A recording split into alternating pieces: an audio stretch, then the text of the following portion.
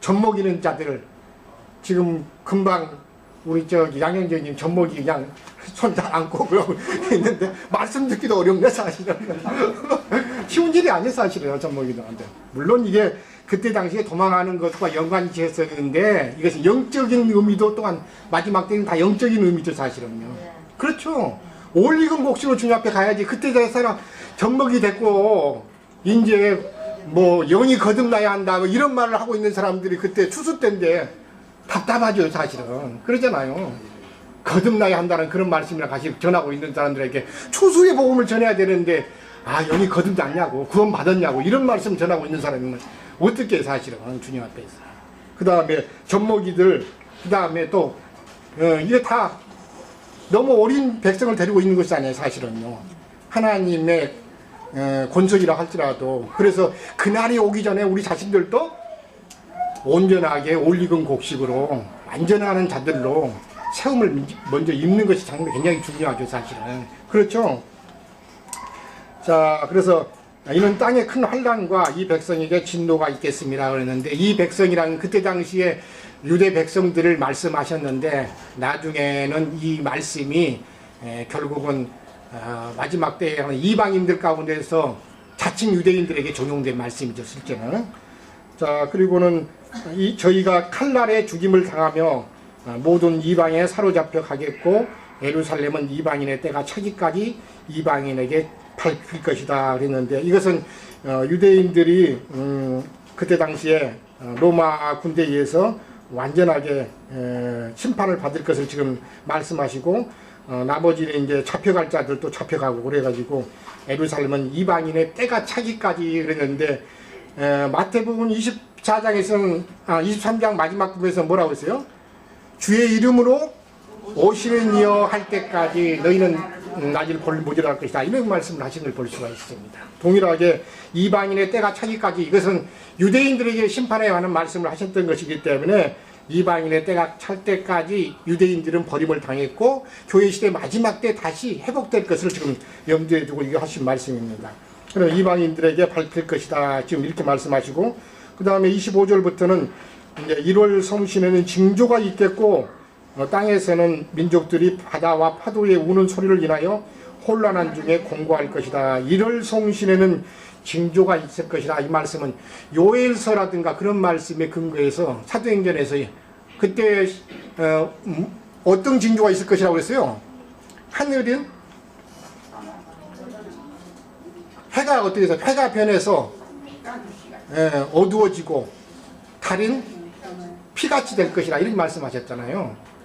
사도행전만 읽어보시죠. 사도행전 2장 보시면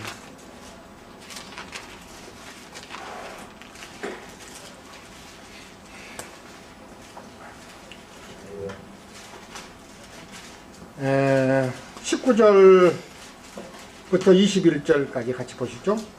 19절부터 또 내가 위로 하늘에서는 기사와 아래로 땅에서는 징조를 베풀으니 곧 피와 불과 연기로다. 주의 크고 영화로운 날이 이르기 전에 해가 변하여 어두워지고 달이 변하여 피가 되리라. 누구든지 주의 이름을 부르는 자는 구원을 얻으리라 하였느니라. 이게 징조입니다 사실은. 하늘에서부터 여기 보시면은 1월 성신엔 징조가 있을 것이라고 하는데 해와 달에는 징조가 있을 것이라고 하는데, 여기 보시면은 그때 보면 해가 변해서 어두워지고 그랬습니다. 물질로 된 그때 당시에 해가 변해서 어두워졌으면 오늘이 있어요 없어요? 없죠 사실은. 그때 당시에 만약에 물질로 된 해가 동해져 가지고 그냥 또 빛을 내지 못했다라고 하면 지금까지 우리가 살고 있어요? 못 살지 사실은. 그 뭐라고 그랬죠? 사실은 그 태양이 식어져 갖고 빛을 못 내면 지구상에 사람이 어떻게 삽니까 사실은? 못 살죠. 지금 해가 변해서 어두워져 버렸더니 빛을 전혀 못 내니까. 그럼 이것은 그런 말씀이 아니죠? 육적인 말씀이 아니고, 해라는 것은 주님의 죽으심과 연관되어 있고 그 다음에 말씀이 가려지는 것을 지금 말씀하시는 것입니다. 그래서 그럴 뿐만 아니라 달이 변해서 피가 된다는 것은 달은 언제든지 교회와 연관되어 있는 것이기 때문에 교회가 핍박을 받을 것을 지금 말씀하시는 것이죠. 그래서 주님이 죽으신 다음에 즉시로 예루살렘에 나중에 7장부터 보시면 12장까지 보면은 교회에 핍박이 온 걸 볼 수가 있습니다. 그래서 헤롯 같은 자들은 사도들 가운데 사람을 며칠 잡아서 죽이려고 했는데 제일 먼저 누구를 죽였었죠? 야고보를 잡아서 해했던 것들을 잘 보입니다. 그러면서 교회가 이제 핍박을 받기 때문에 흩어져 가지고 예루살렘을 벗어나 가지고 유대 땅으로, 그 다음에 사마리아 땅으로 흩어지다 보니까 복음이 더 확대되는 그런 것을 가져왔던 걸 볼 수가 있습니다. 어쨌든 이것은 다 1월 성신은 징조가 있을 것이라는 것은, 이것은 해와 달과 하늘의 그런 하나님께 속한 것들에 대한 징조가 있을 것을 말씀하시기 때문에 주님께서 죽으시고 그 다음에 말씀이 변형될 것이고 그 다음에 흐려질 것이고 그 다음에 배척될 것이고 그 다음에 교회가 핍박을 받을 것을 지금 염두에 두고 하신 말씀입니다. 그 다음에 땅에서는 민족들이 바다와 파도의 우는 소리를 인하여 혼란한 중에 공고할 것이다. 그런데 땅에서는 민족들이 바다와 파도에 우는 소리, 이것인데 이것은 세상에 어수선한 그런 상태를 지금 보여주시는 말씀입니다. 사실은요. 많은 곳에서 바다라는 것은 항상 세상을 염두에 두고 하신 말씀이고 땅에서도 마찬가지죠. 이것은 영적인 1월 성신과 연관시킨 것이 아니라 정반대에 이 땅에 많은 여러 가지 일들이 일어날 것을 지금 염두에 두고 하신 말씀인데, 파도에 우는 소리를 인하여 혼란한 중에 공고하리라. 근데 형제님께서 좀 더 소상하게 풀어서 그런 것은 좀 교통을 해 주셨으면 합니다. 물귀신들 오는 소리지 뭐 귀신 오는 소리. 마지막 때에 세상 귀신들이 두루 다니면서 진리 증인들을 혼란시키는 그런 귀신의 역사가 있을 거다. 마지막 그 때가 됐다 이렇게 하면서 오는 소리라는 것은 그 세상에 귀신들이 요동을 한다. 막 귀신 오는 소리는 그 여름에 보면은 텔레비전 보면은 머리 길게 하는 처녀가 막 이상한 소리 내가면서 어떤 게 그냥 상징이죠. 파도가 온다 이런 표현은 세상의 어떤 분위기, 경류, 흐름 이런 것들이 이렇게 말하자면 혼란스럽고 아주 혼란스럽다. 특히 이제 이런 것은 경제적으로 아주 굉장히 어려워지는 상태. 이제 모든 사람들은 모두 다 귀신 오는 소리 같이 내지. 경제가 어려워지면 다 나 죽는다 그러고 귀신 오는 소리는 다 내게 돼 있어요. 계시록에서는 귀신 우는 소리라고 하고 뭐 우는 소리라고 했어요? 개구리 우는 소리죠. 사실은 계시록이 개구리 우는 소리들이라 말미암아 그렇게 되겠죠. 그리고 이제 사람들이 세상에 임할 일을 생각하고 무서워함으로 기절할 것이라 그랬는데, 우리 형제자매님들은 기절까지 뭐 할 게 있겠습니까? 사실은 이는 하늘의 권능들이 흔들리겠다 그랬는데, 마지막 때에는 이제 많은 그런 환란들이 일어날 것을 말씀하셨는데, 앞에 이미 단락에 처처에 큰 지진과 기근과 원욕과 이런 것들이 자꾸 더 많이 일어날 것을 지금 말씀하시는 것이죠. 사실은요.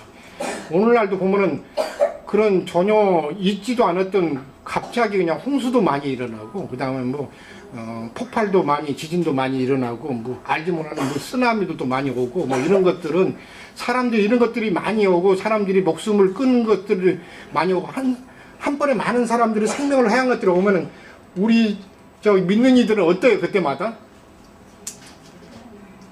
그냥 덤덤해요. 그렇지 않으면 경각심이 더 와요.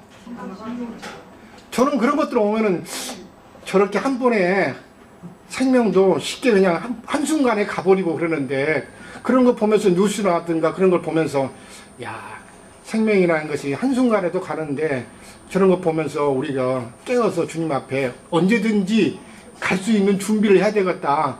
그런 생각이 많이 드는데 우리 형제자매님들은 기절해버려요. 이건 아니 사실은. 이것은 그런 것을 보면서 이 말미에 마찬가지 너희 스스로 조심하라 그러면서 방탕함과 술 취함과 생활의 염려로 마음이 둔해지고 그 다음에 뜻밖의 그날이 덕과 같이 임하지 않도록 우리 자신 가운데에서 주님 앞에 경각심을 갖는 그런 일이 더 많아지겠죠, 사실은. 그렇죠? 예. 그리고는 하늘의 권능들이 흔들리겠다 이렇게 했는데, 이것은 하늘의 권능들이라는 것은 계시록에 가서 보시면은 뭐가 떨어진다고 그랬어요? 하늘의 별들이 많이 이렇게 떨어지게 될 것이다 이런 말씀들 하는데, 이것은 다 권능들이 흔들리는 것입니다. 이거 영적인 세계를 지금 말씀하시는 것이지, 물질적인 어떤 하늘과 뭐 그런 창곤이 어떻게 될 것을 말씀하신 것이 아닙니다, 사실. 그때 사람들이 인자가 구름을 타고 능력과 큰 영광으로 오는 것을 보리라 이렇게 했는데, 드디어 이제 여기 보시면은 인자가 온다 이렇게 했습니다. 사실은 주님께서 오시는데 구름을 타고 능력과 큰 영광으로 오는 것을 보리라 이렇게 했는데, 결국은 구름을 타고 오시는 방면은 어떤 방면을 지금 말씀하시는 건가요? 말씀이 임하시는 거예요. 주님이 구름을 입고 오시는 방면이 있고, 그 다음에 타고 오시는 방면이 있다고 그랬습니다, 사실은. 예. 지금 이 말씀들은 이제 다음 시간에 시간이 다 되어갖고, 더 자세하게 같이 교통하긴 하고, 어쨌든 주님의 임하심은, 구름을 입고 임하심과 구름을 타고 임하심 양방면이 있으니까 그 방면들에 대해서 같이, 다음 시간에 더 소상하게 한번 같이 상고하시도록 하시죠. 시간이 다 됐으니까 잠깐 쉬었다가 같이 나누기로 하시죠.